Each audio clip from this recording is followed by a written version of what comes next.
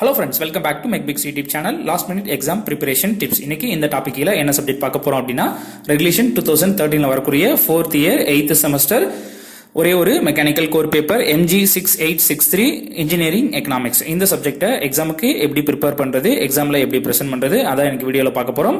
வீடியோக்குள்ள போகிறதுக்கு முன்னாடி இந்த சப்ஜெக்டோட லெக்சர் வீடியோஸ் 5 யூனிட்டுக்குமே உரிய லெக்சர் வீடியோஸ் வந்து நம்மளோட சேம் இந்த மெக்பிக்ஸ் யூடியூப் சேனல் அவைலபிளா இருக்கு. அதோட லிங்க் நான் கீழே இருக்க டிஸ்கிரிப்ஷன் பாக்ஸ்ல ப்ரொவைட் பண்றேன். அதை நீங்க கோ த்ரூ பண்ணிக்கலாம். உங்களுக்கு எக்ஸாமுக்கு ப்ரிப்பேர் பண்றதுக்கு யூஸ்ஃபுல்லா இருக்கும். தென் நெக்ஸ்ட் பார்த்தோம் அப்படின்னா யூனிட் வைஸ் இம்பார்ட்டன்ட் டாபிக்ஸ், எந்த டாபிக்ஸ் படிச்சா பிக் கொஸ்டின்ஸ் வந்து part B part C questions வந்து அட்டன் பண்ண முடியும் அப்படிங்கிறது யூனிட் வைஸா லாஸ்ட் யூனிவர்சிட்டி கொஸ்டினை பேஸ் பண்ணி நான் வந்து ப்ரிப்பேர் பண்ணி ஒரு வீடியோ வந்து இதே சேம் மெக்பிக்ஸ் யூடியூப் சேனல்ல அப்லோட் பண்ணியிருக்கேன். அதை வந்து கோ த்ரூ பண்ணிக்கோங்க. அதுக்கான லிங்க்ஸும் நான் கீழே இருக்க டிஸ்கிரிப்ஷன் பாக்ஸ்ல வந்து ப்ரொவைட் பண்றேன்.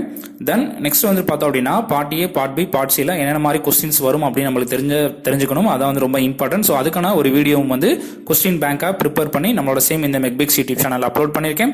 அதுக்கான லிங்க்கும் கீழே டிஸ்கிரிப்ஷன் பாக்ஸ்ல ப்ரொவைட் பண்றேன். அதையும் ஒரு தடவை கோ த்ரூ பண்ணிக்கோங்க.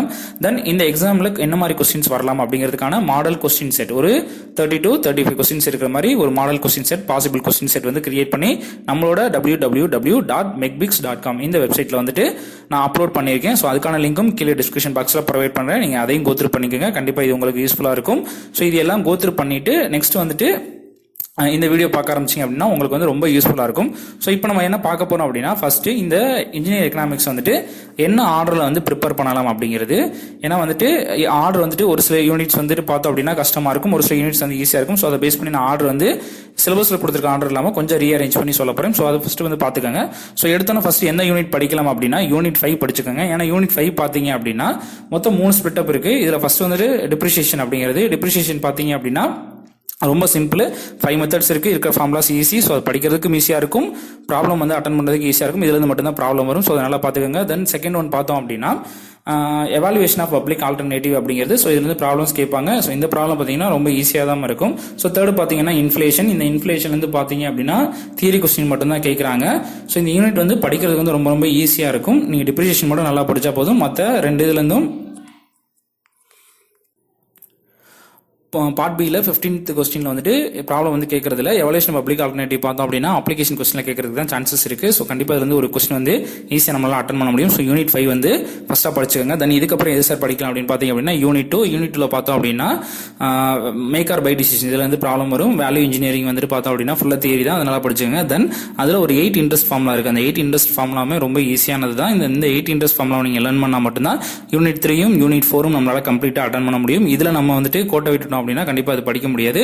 ஸோ யூனிட் 2 வந்து நான் அடுத்து வந்துட்டு படிக்கிறதுக்கு உங்களுக்கு ரெக்கமெண்ட் பண்றேன். ஸோ இந்த 8 ஃபார்முலாஸ் வந்துட்டு எப்படி நம்ம எழுதணும் அப்படிங்கிறதுக்கு நம்மளோட மெக்பிக்ஸ் சேனல்ல ஒரு வீடியோ இருக்கு. நீங்க அதை கோ த்ரூ லெக்சர் வீடியோ இருக்கு, அதை கோ த்ரூ பண்ணீங்கன்னா கண்டிப்பா உங்களுக்கு யூஸ்ஃபுல்லா இருக்கும். தென் பார்த்தோம் இதுக்கடுத்து எந்த யூனிட் படிக்கணும் அப்படின்னு பார்த்தீங்கன்னா யூனிட் 3. ஸோ யூனிட் 3ல பார்த்தீங்க அப்படின்னா 4 மெத்தட் தான். Present worth method, future worth method, annual equivalent method, rate of return method. So இதில் மேக்ஸிமம் ரேட் ஆஃப் ரிட்டர்ன் மெத்தட்ல இருந்து ப்ராப்ளம் இருக்காது. ஸோ 3 மெத்தட் மட்டும் தான். இந்த 3 மெத்தட் படிக்கிறது ஈஸியாக தான் இருக்கும். செகண்ட் யூனிட் நல்லா அண்டர்ஸ்டாண்ட் பண்ணிட்டீங்க அப்படின்னா ஸோ அடுத்து வந்துட்டு இந்த யூனிட் பார்த்துக்கோங்க. தென் இதுக்கடுத்து எந்த யூனிட் சார் பார்க்கலாம் அப்படின்னு பார்த்தீங்கன்னா யூனிட் 1. யூனிட் 1ல பார்த்தோம் அப்படின்னா கண்டென்ட் வந்து கொஞ்சம் அதிகமாக இருக்கிற மாதிரி இருக்கும். அதனால தான் யூனிட் வந்து நான் 4th சொல்றேன். ஸோ அதில் இருக்க எந்த ஏரியாவில் இருந்தாலும் கொஸ்டின் வரலாம். ஸோ எல்லாமே வந்து நீங்கள் கொஞ்சம் கவர் பண்ணுற மாதிரி இருக்கும். இல்லாட்டி நம்மளோட இம்பார்ட்டன்ட் டாபிக்ஸ் வீடியோ வந்து ரெஃபர் பண்ணிக்கோங்க எது படிக்கணும் அப்படிங்கிறதுக்கு. ஸோ அதே மாதிரி அதில் ப்ராப்ளம்ஸ் வந்து எப்படி வேணாலும் கேட்கலாம். எல்லாத்துலேயுமே வந்து ப்ராப்ளம்ஸ் வர மாதிரி இருக்கும். அதனால தான் நான் யூனிட் 1 வந்து 4th சொல்றேன்.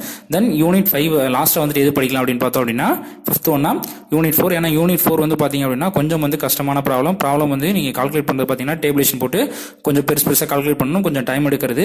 ஸோ அதனால தான் இது வந்து நான் லாஸ்ட்டாக ப்ரிப்பேர் பண்ணியிருக்கேன், லாஸ்ட்டாக சொல்லியிருக்கேன். ஸோ இந்த ஆர்டரில் நீங்கள் எக்ஸாம் ப்ரிப்பேர் பண்ணீங்க அப்படின்னா கண்டிப்பாக யூஸ்ஃபுல்லாக இருக்கும். இதே ஆர்டரில் நீங்கள் எக்ஸாமில் ப்ரெசென்ட் பண்ணாலும் கண்டிப்பாக வந்துட்டு நல்ல மார்க் வந்து ஸ்கோர் பண்ண முடியும். நெக்ஸ்ட் வந்துட்டு பார்ட் ஏல வந்துட்டு என்னென்ன மாதிரி கொஸ்டின்ஸ் வரும் அப்படின்னு நம்ம பார்க்கலாம். 2 மார்க் கொஸ்டின்ஸ். ஸோ யூனிட் 1 பார்த்தோம் அப்படின்னா ஃபர்ஸ்ட் எடுத்தோன்னா டிஃப்ரெண்ட் டைப் ஆஃப் காஸ்ட், என்னென்ன டைப் ஆஃப் காஸ்ட் இருக்கு, அந்த காஸ்ட்லாம் என்ன அப்படிங்கிறத லேர்ன் பண்ணிக்கோங்க.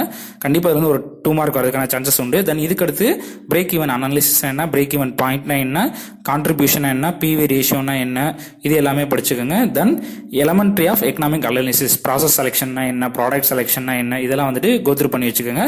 ஸோ கண்டிப்பாக நான் சொன்ன இந்த டாபிக்ஸ்ல இருந்து மட்டும் தான் 2 மார்க் வரும். கண்டிப்பாக இந்த டாபிக்ஸ் எல்லாமே படிச்சிங்கன்னா இந்த யூனிட்ல 2 மார்க் வந்து கண்டிப்பாக நம்மளால எழுத முடியும். தென் யூனிட் 2 பார்த்தோம் அப்படின்னா வேல்யூ அனாலிசிஸ்னா என்ன, வேல்யூ இன்ஜினியரிங்னா என்ன, ரெண்டுக்கான டிஃபரன்ஷியேஷன். இந்த இதை வந்து கண்டிப்பாக படிங்க. கண்டிப்பாக இந்த 3 கொஸ்டின்ல இருந்து ஏதாவது ஒரு கொஸ்டின் வரதுக்கான சான்சஸ் அதிகம் உண்டு.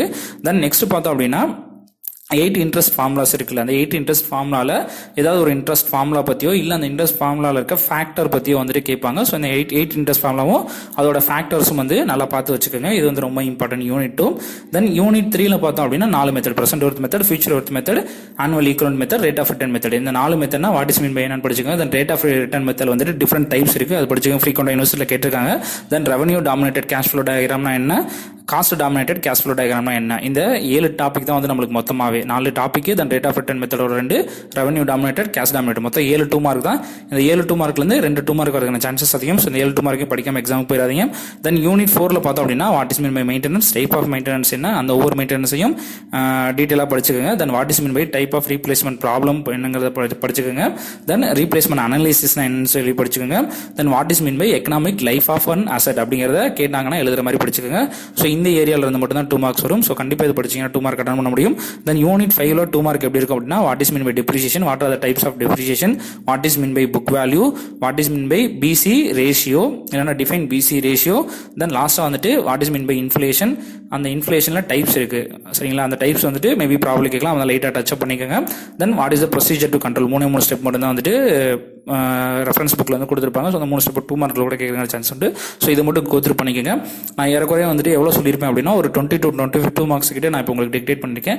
இந்த 20 to 22 மார்க்ஸ் படிச்சிங்கன்னா நம்மளால் 20 மார்க்ஸ் வந்து ஈஸியாக கெயின் பண்ண முடியும். ஸோ நான் சொன்ன ஏரியா சொன்ன டாபிக்ஸ் எல்லாமே வந்துட்டு கோத்ரூ பண்ணிட்டு போயிருங்க. நெக்ஸ்ட் வந்துட்டு எக்ஸாமில் எப்படி சார் ப்ரெசென்ட் பண்ணுறது, இதான் வந்துட்டு ரொம்ப இம்பார்ட்டன்ட். ஸோ எக்ஸாமில் ப்ரெசென்ட் பண்ணுறது எப்படின்னு பார்த்தோம் அப்படின்னா நம்ம யூனிட் சொன்னேன்ல இந்த ஆர்டரில் வந்துட்டு ப்ரெசென்ட் பண்ண ஆரம்பிங்க. ஸோ ப்ராப்ளத்தை ஃபர்ஸ்ட் எடுத்தா அண்டர்ஸ்டாண்ட் பண்ணுங்க, அது என்ன மெத்தடில் கேட்டிருக்காங்கிறத கரெக்டாக கண்டுபிடிங்க. அதை ப்ராப்ளத்தில் மேலே வந்து நீங்கள் வந்து டிஸ்பிளே பண்ணுங்க. ப்ராப்ளம் ஸ்டார்ட் பண்ணுறப்ப வந்துட்டு present worth method, future worth method இந்த மாதிரி மென்ஷன் பண்ணலாம். இல்லை அப்படின்னா கிவன் டேட்டா ஃபர்ஸ்ட் எழுதுங்க. தென் மெத்தட் அப்படின்னு போட்டு என்ன மெத்தடோ அந்த மெத்தடை வந்து ரெப்ரசென்ட் பண்ணுங்க. கண்டிப்பாக இது வந்து பேப்பர் வேல்யூட் பண்ணுறவங்கள்ட்ட ஒரு நல்ல அட்ராக்டிவ் வந்து உங்கள்கிட்ட கிரியேட் பண்ணும். தென் தேர்ட் இம்பார்ட்டன்ட் என்ன அப்படின்னா அந்த ப்ராப்ளத்தை நல்லா ரீட் பண்ணி என்ன மெத்தட்னு கண்டுபிடிச்சதுக்கப்புறம் அதில் என்ன ஃபார்முலா யூஸ் பண்ண போகிறோம் அப்படிங்கிறத தேர்ட் எழுதிருங்க. கிவன் டேட்டா மெத்தட் எழுதுறீங்க, தேர்ட் வந்துட்டு ஃபார்முலா யூஸ்டு அப்படின்னு போட்டு அந்த ஃபார்முலாவை நீங்கள் ஃபஸ்ட் டைம் மென்ஷன் பண்ணிடுங்க.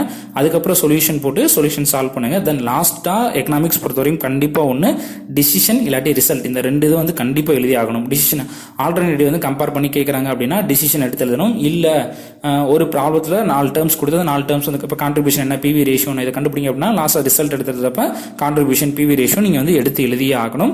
ஸோ இந்த டிசிஷனோ இல்லை ரிசல்ட்டோ இல்லாமல் நீங்கள் இன்ஜினியரிங் எக்கனாமிக்ஸில் எழுதுனீங்க அப்படின்னா யூஸ்ஃபுல்லே கிடையாது.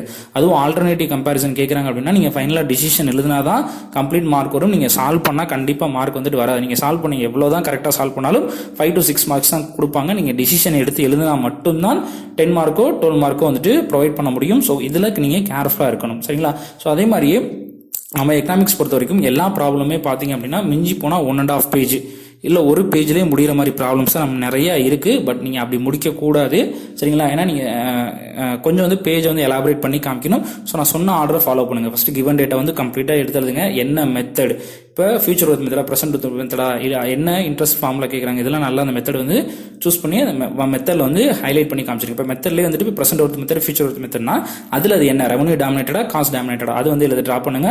ஃபார்முலா யூஸ் எழுதுங்க. முடிஞ்சால் அதுக்கு மேலே கேஷ் ஃப்ளோ டயக்ராம் உங்களால் ட்ரா பண்ண முடியும் அப்படின்னா மெத்தடுக்கு கீழே கேஷ் ஃப்ளோ டயக்ராம் ட்ரா பண்ணுங்க ப்ராப்ளம்ஸுக்கு முடிஞ்சால். அதுக்கப்புறம் வந்துட்டு ஃபார்முலா யூஸ் எழுதுங்க. அதுக்கப்புறம் சொல்யூஷன், அதுக்கப்புறம் டிசிஷன் எழுதுங்க. ஸோ இது கொஞ்சம் எலாபரேட் பண்ணி எழுதுங்க. ஒரு 3 பேஜஸாவது அந்த ப்ராப்ளம் வர மாதிரி நீங்கள் எழுதுனீங்கன்னா தான், அட்லீஸ்ட் ஒரு 2 பேஜஸ் வர மாதிரி எழுதினா தான் வந்துட்டு கண்டிப்பாக வந்துட்டு மார்க் வந்து ஈஸியாக ஸ்கோர் பண்ண முடியும். அவங்களுக்கு வந்துட்டு நீங்கள் வந்துட்டு நல்லா நாலேஜபிளாக இருக்கீங்க, நீங்கள் எக்ஸாம் வந்து கரெக்டாக அட்டன் பண்ணிக்கிங்கன்னா அவங்களுக்கு ஒரு அட்ராக்ஷன் வந்துட்டு கிரியேட் பண்ண முடியும். ஸோ இது வந்து ரொம்ப இம்பார்ட்டன்ட், இதை வந்து மறந்துடாதீங்க. நெக்ஸ்ட் 2 மார்க்ஸ் எழுதுறப்ப அந்த வேர்டிங்ஸ் வந்துட்டு கரெக்டாக வாட் இஸ் மீன் கேட்டாங்கன்னா அதை மட்டும் எழுதுறதுக்கு ட்ரை பண்ணுங்க. தேவையில்லாமல் தெரியல அப்படின்னா தேவையில்லாம மற்ற கதை எழுதிட்டு இருக்க வேணாம். கண்டிப்பாக வந்துட்டு நீங்கள் நம்ம சொன்ன அந்த 20 to 25 கொஸ்டின்ஸ் வந்து நீங்கள் கோத்ரூ பண்ணீங்கன்னா மினிமம் 6 to 7 2 மார்க்ஸ் வந்து கான்ஃபிடென்ட்டாக அட்டன் பண்ண முடியும். ஸோ அதை அட்டன் பண்ணினாவே பின்னாடி டீட்டெயில் திருத்துறப்ப மார்க்ஸ் வந்து ஈஸியாக நம்மளுக்கு அதிகமாக வந்துடும். தென் அப்ளிகேஷன் கொஸ்டின் பார்த்தீங்கன்னா மேக்ஸிமம் இன்ஜினியரிங் எக்கனாமிக்ஸில் வந்துட்டு நம்மளை பொறுத்த வரைக்கும் ப்ராப்ளம்ஸ் யூனிட்லேருந்து கரெக்டாக வர மாதிரி தான் இருக்கும். அப்ளிகேஷன் கொஸ்டின் பார்த்தீங்கன்னா இந்த கொஸ்டின் இந்த யூனிட்டோட கொஸ்டின் தான் நம்ம ஈஸியாக அட்டன் பண்ணுற மாதிரி இருக்கும். டிகே மாதிரி வந்துட்டு இதுக்கு இந்த யூனிட்லேருந்து ஆன்சர் வருமா, இந்த யூனிட்லேருந்து ஆன்சர் வருமா அப்படிங்கிற மாதிரி கன்ஃபியூஸ் பண்ணுற மாதிரி இருக்காது. ஸோ நீங்கள் வந்துட்டு ரொம்ப குழம்பு வேணாம். நீங்கள் ப்ராப்ளத்தை கரெக்டாக கோத்ரூ ரீட் பண்ணீங்க அப்படின்னாலே ஈஸியாக வந்து ஐடென்டிஃபை பண்ணிடலாம். இது வந்து யூனிட் 1 ப்ராப்ளமா, யூனிட் 2 ப்ராப்ளமா, யூனிட் 3 ப்ராப்ளமா ஈஸியாக ஐடென்டிஃபை பண்ணிடலாம். ஸோ குழம்புற மாதிரி இருக்காது. இந்த வீடியோ உங்களுக்கு பிடிச்சிருந்துச்சு, இந்த வீடியோவில் நான் சொன்ன இன்ஃபர்மேஷன் எல்லாமே உங்களுக்கு யூஸ்ஃபுல்லாக இருக்கும் அப்படின்னு நினச்சிங்க அப்படின்னா இந்த வீடியோவை லைக் பண்ணுங்கள். இதே மாதிரியே உங்களோட ஃப்ரெண்ட்ஸுக்கும் இந்த வீடியோ யூஸ்ஃபுல்லாக இருக்கும், அவங்களும் எக்ஸாமுக்கு படிக்கிறதுக்கு இது ஹெல்ப்ஃபுல்லாக இருக்கும் அப்படின்னு நினச்சிங்கன்னா உங்களோட ஃப்ரெண்ட்ஸுக்கும் இந்த வீடியோவை ஷேர் பண்ணுங்கள். இதுக்கு அடுத்து வரப்போகிற எக்ஸாம்ஸ்க்கு இதே மாதிரி இம்பார்ட்டன்ட் டாபிக்ஸோட வீடியோ வேணும் அப்படின்னா மறக்காமல் நம்மளோட மெக்பிக்ஸ் யூடியூப் சேனலை சப்ஸ்கிரைப் பண்ணுங்கள். அடுத்தடுத்த சப்ஜெக்ட்ஸ்க்கு நான் வீடியோ அப்லோட் பண்ணுறப்ப உங்களுக்கு நோட்டிஃபிகேஷன் காமிக்கணும் அப்படின்னா பக்கத்தில் இருக்க பெல் ஐக்கானை கிளிக் பண்ணுங்கள். Thank you friends. நெக்ஸ்ட் வீடியோவில் நம்ம மீட் பண்ணலாம்.